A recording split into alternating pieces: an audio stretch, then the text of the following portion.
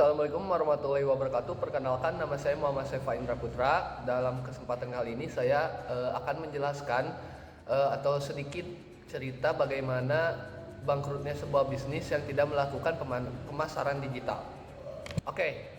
Dalam kesempatan kali ini saya mengambil salah satu contoh dominasi globalnya Blockbuster dulu pada akhir era 1990-an. Sebagai hegemon industri penyewaan video yang mengelola lebih dari 9.000 gerai dengan valuasi miliaran dolar, kini bertransformasi menjadi studi kasus klasik mengenai strategic myopia atau kegagalan visi strategis dalam menghadapi disrupsi teknologi.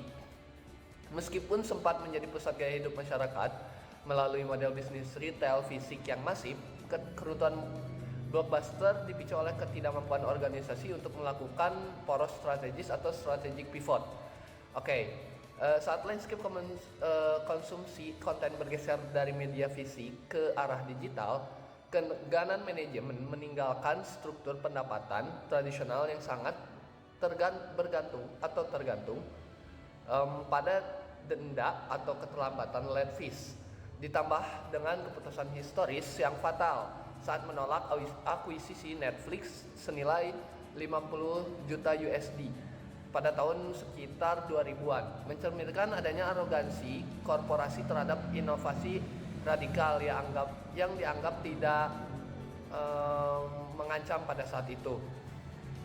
Akibat kegagalan dalam mengantisipasi kecepatan penetrasi internet dan model langganan berbasis streaming seperti Netflix, Blockbuster mengalami kehilangan relevansi pasar yang progresif hingga akhirnya terpaksa mengajukan kebangkrutan pada tahun 2010 dengan beban utang yang sangat besar saat itu. Kini sisa kejayaan mereka hanya terwujud dalam satu gerai tunggal di Bend, Oregon yang berfungsi lebih sebagai monumen nostalgia sekaligus peringatan keras bagi para pelaku industri bahwa skala ekonomi yang besar tidak dapat menjamin kelangsungan hidup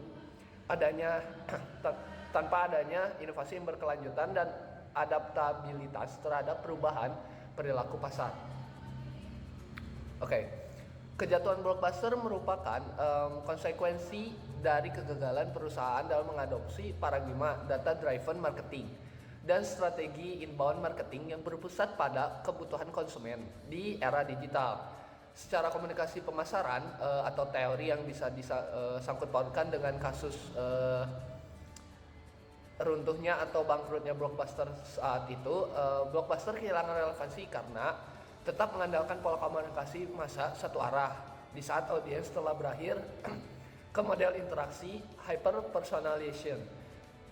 hyperpersonalization dan konvergensi media. Ketidakmampuan mereka untuk hadir dalam Zero Movement of Truth atau ZMOT dan kegagalan mengintegrasikan pengalaman omnichannel yang mulus menyebabkan diskoneksi total antara merek dan perilaku masyarakat jaringan atau network society. Akhirnya Blockbuster bukan sekadar kalah dalam produk, melainkan kalah dalam memenangkan ruang komunikasi digital yang kini menuntut kecepatan, interaktivitas, dan personalisasi data.